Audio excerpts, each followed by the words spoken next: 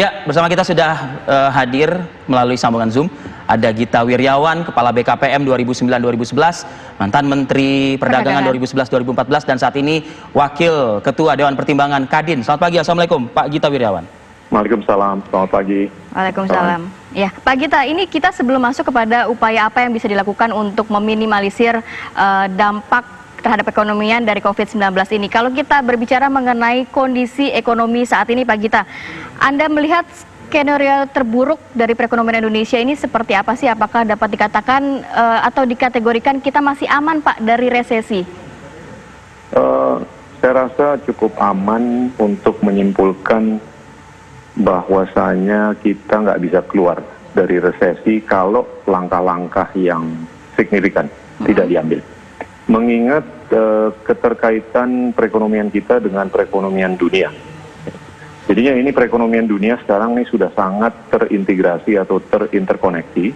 Jadi apapun yang terjadi di luar itu pasti akan ada pengaruh ke kita. Dan sayangnya apa yang kita lihat di apakah Tiongkok ataupun Amerika Serikat dan Eropa ini sudah cukup sangat terpuruk. Sebagai gambaran atau ilustrasi perekonomian Amerika Serikat saja dalam waktu 2 bulan itu tingkat penganggurannya sudah meningkat dari 3,3% ke 14,7%. Nah ini sangat tidak pernah dilihat sebelumnya. Bahkan kalau saya lihat episode seperti ini mirip sekali dengan apa yang kita lihat waktu The Great Depression tahun 1930-an. Tapi bedanya waktu itu untuk tingkat pengangguran untuk meningkat dari anggaplah 4-5% menuju 24%, itu memakan waktu 3 tahun. Tapi ini hanya 2 bulan aja udah naik dari 3,3 ke 14,7%. Nah ini sangat berdampak, mengingat terintegrasinya bukan hanya rantai pasok, tapi juga rantai modal. Dan kita harus menyadari bahwa apapun yang kita perlukan di perekonomian Indonesia, ini kita perlu modal. Dan kalau kita mau cari modal, itu tentunya kita bisa melihat di pasar dalam negeri ataupun pasar luar negeri. Tapi kalau saya lihat di pasar dalam negeri, ini likuiditas di dalam negeri ini udah mulai kelihatan keterbatasannya. Mengacu ke anggaplah pertumbuhan kredit tahun lalu yang hanya sekitar 6%. Itu kalau menurut saya itu masih kurang dibanding apapun yang kita lihat sebelum-sebelumnya ataupun apapun yang dialami oleh beberapa perekonomian lainnya. Nah kalau kita melihat pencarian modal di pasar luar negeri, itu pun juga sudah mulai kelihatan adanya stres. Mengingat bahwa likuiditas itu udah lebih mencari barang-barang yang lebih berkualitas, yang peringkatnya itu anggaplah AAA. Tapi kalau kita itu berada di peringkat triple B atau investment grade. Nah tentunya dana yang ada di luar negeri itu lebih mau mencari instrumen yang berperingkat lebih bagus daripada investment grade. Nah itu tentunya akan mengorbankan peringkat-peringkat yang kurang baik, dan tentunya itu pengaruhnya adalah suku bunga. Bahwasanya dana itu lebih mencari instrumen yang berkualitas, instrumen yang mungkin kurang kualitasnya itu tentunya akan dikenakan biaya atau suku bunga yang lebih tinggi daripada biasanya. Nah itu tentunya akan berdampak ke kita. Nah oleh karena itu saya nggak melihat Indonesia itu tidak akan resesi, dan resesi itu adalah kontraksi ekonomi selama 2 kuartal. Dengan perkembangan yang saya lihat dari dunia atau sektor real di Indonesia, dengan yang saya lihat di sektor real di mancanegara, sulit untuk mengambil kesimpulan bahwa kita tuh tidak akan resesi. Baik, berarti tadi Pak Gita mengatakan ada langkah-langkah tepat yang harus diambil oleh pemerintah ya Pak ya. Berbicara banyak stimulus yang akhirnya dikeluarkan oleh pemerintah, pastinya ini membutuhkan dana yang sangat banyak begitu. Kemarin langkah pemerintah justru untuk stimulus kembali lagi mengeluarkan utang begitu ya. Sedangkan kita tahu pembiayaan utang di Indonesia juga sudah cukup meningkat.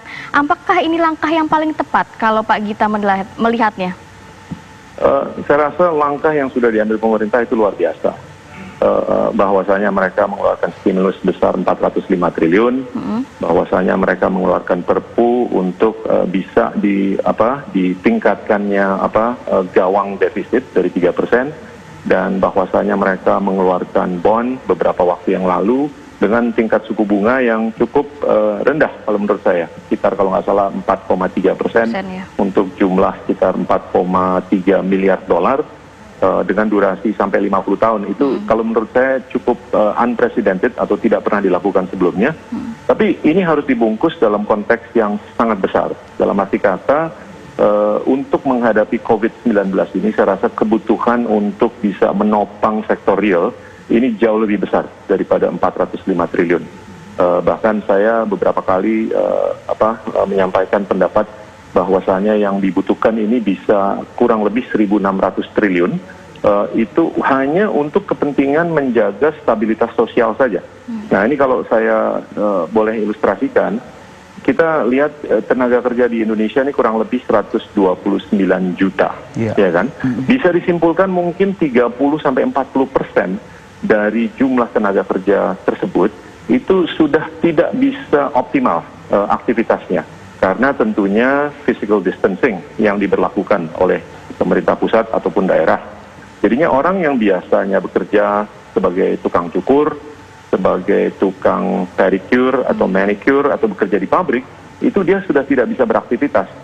Dan tentunya kita juga harus bisa berkesimpulan bahwasanya yang biasanya nyukur itu dia nggak bisa nyukur selama 1-2 bulan terakhir, ini dia sudah harus diberikan kompensasi. Nah ini saya rasa hampir 30-40% dari 129 juta itu sudah sangat terpengaruh secara negatif oleh karena perkembangan COVID-19 ini. Nah, untuk menggaji 129 juta tenaga kerja aja, itu setiap bulan saja kebutuhannya kurang lebih 324 triliun rupiah. Jadinya saya ulangi, gaji untuk 129 juta manusia per bulan saja sudah 324 triliun. Nah, kalau kita anggaplah atau kita asumsikan 30-40% dari angka 129 tenaga kerja itu sudah tidak bisa berdaya lagi, ya kita sudah harus menyadari bahwa ini ada kemungkinan mungkin 100-an triliun ini tidak bisa dibayar tiap bulan. Nah ini kita harus ukur sejauh mana ketidakpastian mengenai isu kesehatan ini akan berkelanjutan. Pak Gita, ini mohon maaf Pak, saya salah sedikit. Betul Pak, di headline koran aja pagi ini ada judul yang cukup membuat miris ya Pak ya, tentu ya kita semua. Yang miskin ini nambah 3 juta, yang menganggur bertambah 5 juta. Ibu Ida juga sudah merilis juga data 1,5 juta pekerja juga sudah dirumahkan, bahkan sekian persennya juga sudah di PHK begitu. Nah kalau bicara soal stimulus, ada bansos ya, ada BLT, ada prakerja Pak Gita. Saya ingin tanya konkretnya Pak, ini cukup atau bila mana tidak cukup, apa mungkin yang bisa ditawarkan setidaknya dari pemikiran Pak Gita Wirjawan? Usai jeda pariwara berikut ya Pak ya, kita akan coba dengarkan saat lagi pemirsa.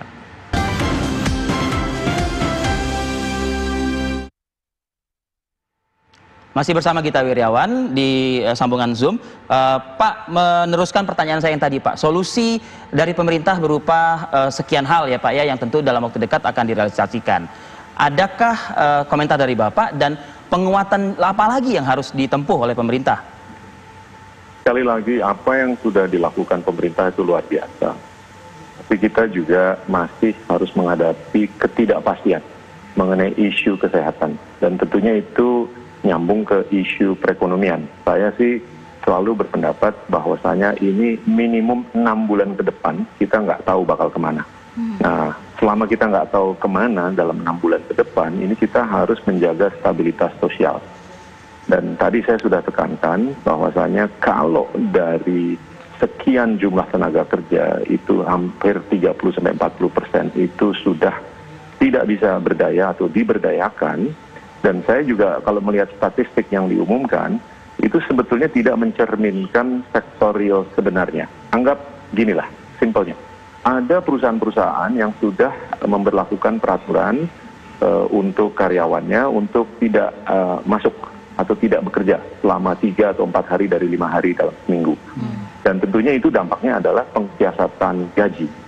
Dan secara statistik itu dia tidak diklasifikasikan telah di-PHK-kan atau telah nganggur. Dia masih diberdayakan, tapi dengan pengsiasatan gaji atau kompensasi, itu kalau menurut saya sudah masuk kategori underemployed atau bahkan pengangguran. Nah itu tidak tercermin dalam statistik. Jadinya kalau dari sektor real ini cukup nyata. Nah balik ke kebutuhan dana, mengingat untuk menjaga stabilitas sosial itu kurang lebih 1.600-an triliun supaya kita bisa survive selama anggaplah 6 bulan ke depan.